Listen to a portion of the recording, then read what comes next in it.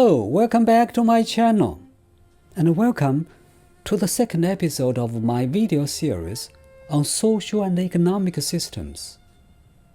In the first episode, I talked about capitalism. If you missed it, I'll leave a link down below. In today's episode, I'm going to talk about another social and economic system, namely socialism. If you are new to this channel, my name is Frank Zhu, and I'm a college professor teaching sociology, history, and philosophy. I'm also an award-winning landscape photographer.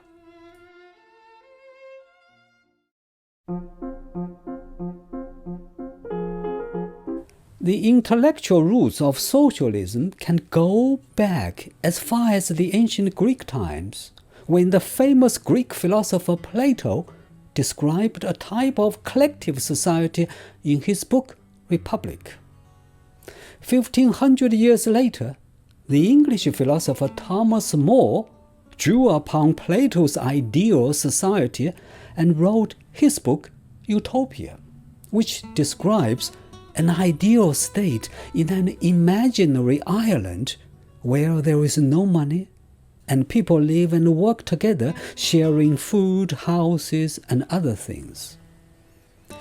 In spite of its long intellectual origin, the word socialism was not used until the early 19th century, when a few European social thinkers used it to describe a philosophy which advocated public ownership of resources as opposed to liberal individualism, which had prevailed during the Industrial Revolution.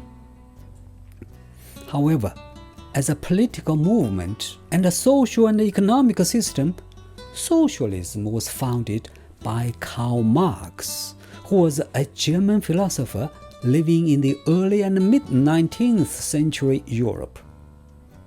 In the famous Communist Manifesto, which was published in 1848, Marx and his collaborator Friedrich Engels put forward what they termed as scientific socialism. For Marx, socialism was more than an idea. It was also a stage of social development. Socialism emerged as a result of class struggle in a capitalist system.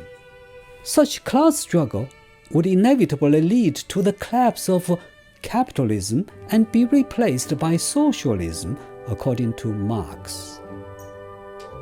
First and foremost, socialism is characterized by public ownership or control of property and natural resources. In a socialist economy, individuals do not work in isolation but work in cooperation with one another.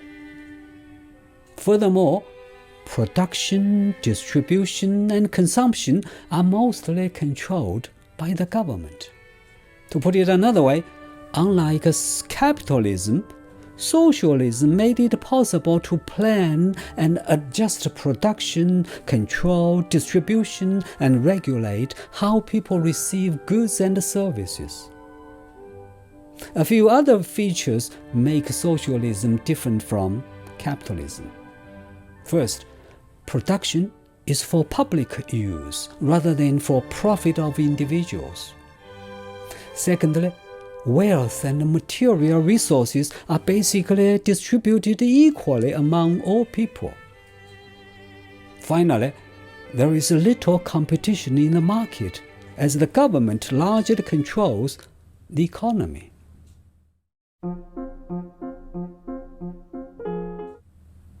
According to Karl Marx and his followers, socialism has all the advantages which capitalism doesn't have. For example, social justice is done by distributing goods and services to the many instead of the few. Equality is achieved by imposing more tax on the rich and by providing free access to social resources for the poor. Efficiency is possible through central planning, which also avoids excessive or insufficient production.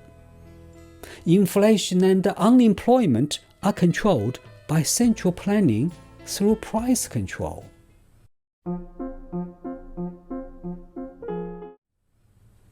For Marx and his followers, socialism is a transitional stage between capitalism and communism. In a capitalist economy, a very small minority of people own and control the means of production. They are rich, but the majority remain poor.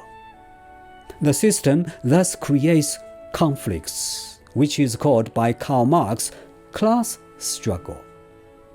The class struggle will inevitably lead to the downfall of capitalism, which is replaced by socialism, according to Marx. But socialism still has characteristics of capitalism, such as some traits of private ownership of property, which is the reason why Marx called it the Transitional Period. Marx believed that the focus of socialism on equal distribution and social equality would eventually lead to communism, which is the final stage of social development, where there are no social classes and people get whatever they need and contribute whatever they can. By the way, I will talk about communism in the next episode.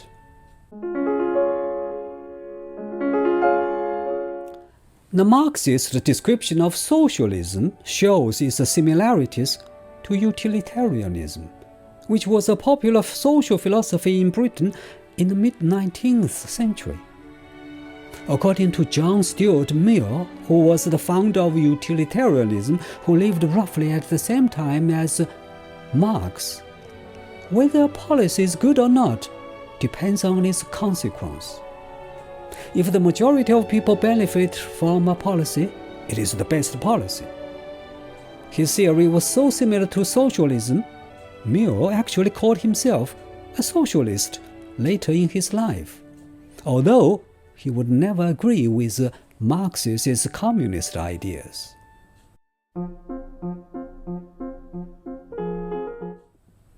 Beginning from the early 20th century, a number of countries adopted Marx's theory of socialism and created the socialist economy. After the so-called the October Revolution in 1918, the Soviet Union became the first socialist country. When the Chinese communists took over power in 1949, China became a socialist country as well, followed by a few other countries.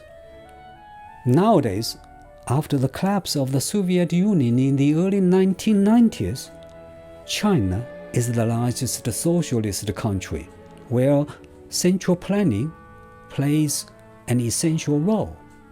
Other socialist countries include Cuba, North Korea, and Vietnam.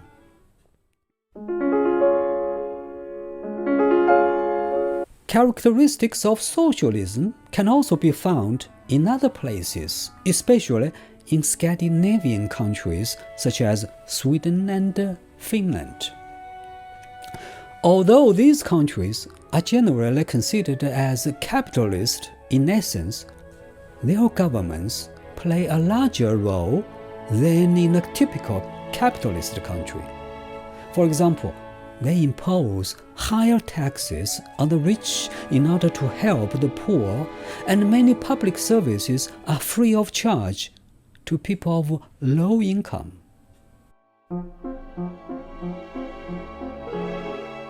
Of course, socialism is not without criticism. One major criticism is that in a society where everyone is equally rewarded regardless of what they do, there is no material incentive to work. When there is no competition and no incentive, no one wants to do a better job.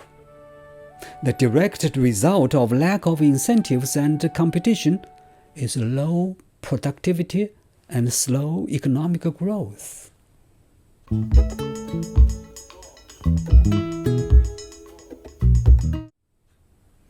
Well, That is all that I wanted to talk about in this video, which is the second episode of my video series on social and economic systems. In the next episode, I will talk about communism. Thank you for watching this video, and I will see you in the next one.